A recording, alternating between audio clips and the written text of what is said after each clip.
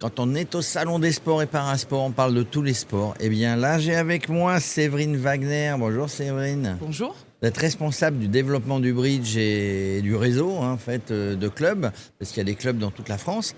Et la première question que je voulais vous poser, est-ce que le bridge est un sport ? Tout à fait. Le bridge est un sport. C'est d'ailleurs pour ça que nous sommes représentés pendant ces 3 jours au Salon des sports. Alors pourquoi le bridge est un sport ? Déjà, le bridge, c'est une activité qui se pratique en équipe, qui se joue 2 contre 2 à la table de bridge avec un simple jeu de cartes de 52 cartes. Et pourquoi c'est un sport ? Parce que ça se pratique dans les clubs. Ça nécessite un entraînement régulier, une pratique régulière et ça fait appel aux mêmes qualités de discipline, de concentration et d'échange avec son partenaire. Et puis il y a des classements, etc. Alors maintenant que vous me le dites, parce que quand on pense sport, on pense sport physique. Donc là, on est typiquement vers un sport cérébral. Tout à fait. Qui va faire travailler d'ailleurs, c'est bien pour les personnes un peu plus âgées, mais on y reviendra tout à l'heure. Il y a des jeunes qui jouent, il y a des personnes plus âgées qui jouent. En tout cas, c'est un sport cérébral. Ça fait travailler le cerveau, ça fait travailler la mémoire.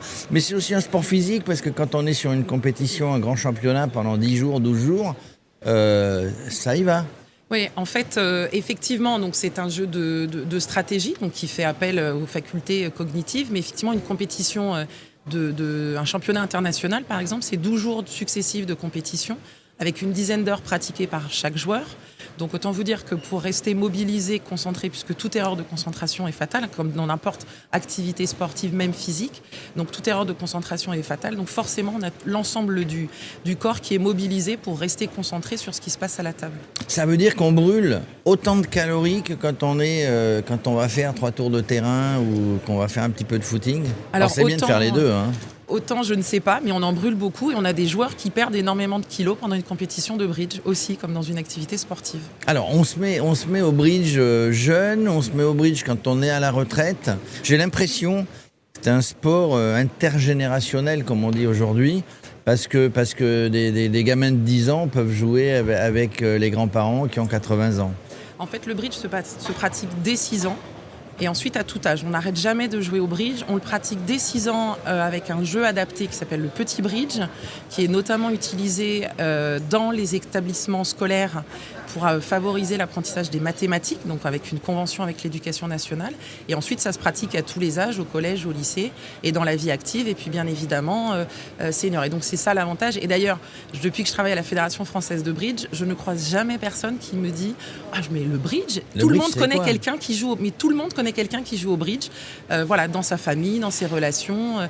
Donc, c'est vraiment pratiqué à tous les âges, dans toute situation. Et d'ailleurs, ce qui est aussi très intéressant au bridge, c'est que qu'on soit en pratique loisir ou en pratique de haut niveau, dans n'importe quel club, vous pouvez être amené à vous asseoir à la table d'un champion. Voilà, puisque on s'entraîne et donc on a la chance au bridge de pouvoir jouer par hasard dans son club face à un champion du monde qui est là pour s'entraîner. Alors, le bridge, c'est une passion comme tous les sports, c'est-à-dire que le jour où on met le pied dans une salle ou sur une table entre guillemets de bridge, on ne peut plus s'en passer, on n'arrêtera jamais. On n'arrête jamais, puisqu'en fait, on peut tout le temps progresser quand on fait du bridge. Il y a tellement de possibilités, il y a une infinie de possibilités en fait dans la distribution du jeu de cartes. Et l'avantage, c'est que on a fait en sorte au bridge, et c'est aussi pour ça qu'on rejoint les disciplines sportives, fait en sorte que le hasard et le facteur chance soient restreints au minimum et que tout ce qui se passe à la table relève du choix humain, de la performance de l'individu. Puisqu'en fait, dans une compétition de bridge ou dans un tournoi en club, la distribution de cartes est jouée par tous les participants. Tout le monde joue la même distribution. Donc on ne peut pas dire j'ai pas eu de chance, j'ai eu un mauvais jeu. Tout le monde a joué le même jeu et tous les adversaires se rencontrent. Donc on est vraiment sur la performance du joueur au moment où il est à la table et où il fait le choix de la carte. Il fait le choix. Alors du coup, c'est aussi un sport de partage puisqu'on est dans une grande salle, il y a des tas de tables, on ne sait pas avec qui on va jouer peut-être au départ. Et donc on partage ses expériences. On a le droit de parler. Alors, pas pendant la partie, mais on a le droit de parler, aller chercher des conseils, donner des conseils. Alors vous savez à quoi on reconnaît un bridger après un tournoi de bridge ? Non. Il rejoue la donne. Voilà. Donc d'accord. En fait, à partir du moment où vous êtes avec des bridgers, on débriefe, donc on prépare avant, comme tout sport, on se prépare, on s'entraîne, on remet au point la stratégie, puisque je vous l'ai dit, c'est un sport d'équipe. Et après le match, on refait le match. Donc voilà, on analyse ce qui a été fait, ce qui aurait pu être amélioré, voilà. Donc oui, le bridger est un passionné qui joue au niveau loisir ou haut niveau. Tout le monde est passionné et c'est d'ailleurs aussi pour ça que le classement qui est fait de tous nos licenciés sont hyper friands de leur classement national. Oui, parce que justement, c'était la question que je voulais poser sur le classement, c'est qu'on part de zéro, on va dire, et puis on va, à force de gagner, comme à la TP, au tennis, etc., on va monter, et puis on se passionne, et puis on y va, il faut que je retourne au bridge jeudi ou samedi, etc., pour monter. On a toujours envie de progresser et de monter dans l'échelle. Exactement. En fait, chaque participation, chaque pratique rapporte des points qui vous donne votre classement. Donc, tous les licenciés sont classés parmi les 76 000 licenciés qu'on a aujourd'hui. Combien? 76 000. D'accord. Et dans le monde, du coup? Et dans le monde, plusieurs millions de joueurs avec des grosses fédérations comme les États-Unis et les Pays-Bas notamment. Et donc on a ce classement. Donc on a ce classement national. Aujourd'hui, le joueur numéro 1 au moment où on se parle, c'est Léo Rombaud, qui est un jeune de 20 ans. Donc qui a, depuis le début de la saison, participé à des épreuves du championnat de France où il a rencontré des joueurs de son âge, mais aussi des joueurs plus expérimentés, plus âgés. Bien évidemment, ce classement, il est remis à chaque nouvelle épreuve du championnat de France.